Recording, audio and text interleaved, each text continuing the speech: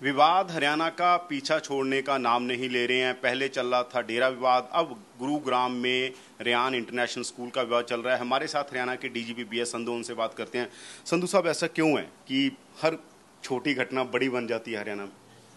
ऐसा है कि ये जो गुड़गांव में हुई है कोई बहुत छोटी घटना नहीं है, ये बहुत बड़ी घटना है और बड़ी दुखद घटना है। एक बच्चे का स्कूल में जाना, 7 साल के बच्चे का, और उसका वहाँ मर्डर हो जाना, ये बहुत सारे प्रश्न उठाता है। और हरियाणा पुलिस इस केस को बहुत ही ईमानदारी से और मेहनत से इन्वेस्टिगेट किया है। पर कुछ माहर सर ये कह रहे हैं कि अगर पहले हैंडल किया, मैं इसीलिए कह रहा हूँ कि छोटी घटना थी, अगर पहले हैंडल किया होता तो शायद ये सिचुएशन ना बनती। ऐसा है कि जैसे ही पुलिस को पता लगा है, हमने फौरी तौर पे केस दर्ज कर दिया है और बहुत थोड़े समय में हमने जो प्राइम एक्यूज़ है उसको पकड़ लिया है।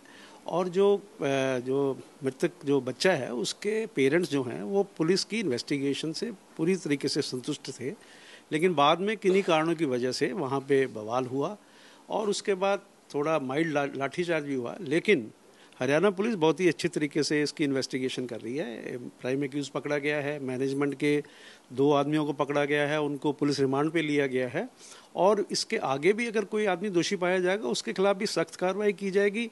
चालान को जल्द से जल्द कोर्ट में दिया जाएगा और हम कोशिश करेंगे कि फास्ट ट्रैक पे इस केस को ट्रायल करा के इसमें सजा कराई जाएगी। सर, सीसीटीवी कैमरास काफ़ी लगे हुए थे, अभी तक जो एविडेंस आपके पास आए हैं उसमें क्या क्या आपको मिला है? ऐसा है, ये सारी बातें इन्वेस्टिगेशन की हैं। कई लैप्सेस स्कूल मैनेजमेंट की तरफ से और लोकल जो वहाँ के टीचर या प्रिंसिपल हैं उनकी तरफ से जो भी हमारे पास जो भी लैप्सेस आ रहे हैं वो इन्वेस्टिगेशन में हम उसको कर रहे हैं और जो भी आदमी उसके लिए जिम्मेदार होगा उसके खिलाफ सख्त कार्रवाई की जाएगी। ये भी कहा जा रहा है कि इतना डिले इसलिए होगा क्योंकि स्कूल मैनेजमेंट कहीं ना कहीं लोकल पुलिस पर प्रेशर डाल रही थी। पुलिस पर प्रेशर था इस बात का कि इन्वेस्टिगेशन आगे ना बढ़े। नहीं, ऐसी कोई बात नहीं है। पुलिस पे इतने जो है जघन्य अपराध के बारे में पुलिस पे इस किस्म का कोई प्रेशर नहीं है और पुलिस जो है वो जो इन्वेस्टिगेशन कर सकती है ऐसे समय में उन्होंने ठीक तरीके से की है। सर, परिवार लगातार कह रहा है कि सीबीआई जांच की मांग होनी चाहिए, क्या तैयार है हरियाणा पुलिस? ऐसा है कि परिवार की तरफ से एक मृतक के फादर की तरफ से ऑनरेबल सुप्रीम कोर्ट में एक रिट फाइल की गई है जो कि उन्होंने रिक्वेस्ट की है सीबीआई इन्वेस्टिगेशन की, जिसके कि हमें नोटिस मिला है।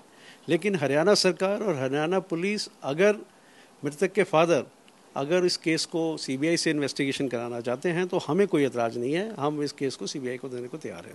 सर, अगर नहीं, उन्होंने तो कहा है होनी चाहिए। अब लिख के देंगे कि हम सीबीआई इन्वेस्टिगेशन चाहते हैं तो जरूर कर देंगे, इन्वेस्टिगेशन को ट्रांसफ़र करवा देंगे। सर, अभी तक वैसे आप कह रहे हैं सब कुछ इन्वेस्टिगेशन का हिस्सा है, अभी तक आपके सामने ऐसा क्या आया है जिसकी वजह से ये सारा कुछ हुआ? कुछ इन्वेस्टिगेशन जो अब तक की इन्वेस्टिगेशन है, अब तक की तो इन्वेस्टिगेशन हुई होगी ना? अभी तक की इन्वेस्टिगेशन जैसे मैंने बताया कि 2 आदमियों को आज ही रिमांड पे लिया गया है, प्राइम एक्यूज को भी पकड़ा जा चुका है। ये सारी बातें इन्वेस्टिगेशन की, लैप्सेस हमारे सामने है।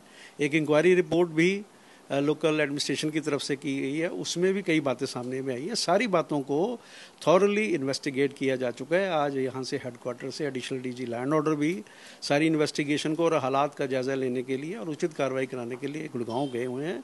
तो मैं आपको अश्योर कराता हूँ कि जो इन्वेस्टिगेशन है वो बहुत ही इंडिपेंडेंट तरीके से चल रही है और हम इस इन्वेस्टिगेशन को ठीक तरीके से करना चाह रहे हैं और इन्वेस्टिगेशन ठीक तरीके से हो रही है। सर, आपको लगता नहीं है कि लाठीचार्ज नहीं होना चाहिए था? उसमें मीडिया भी टारगेट किया गया।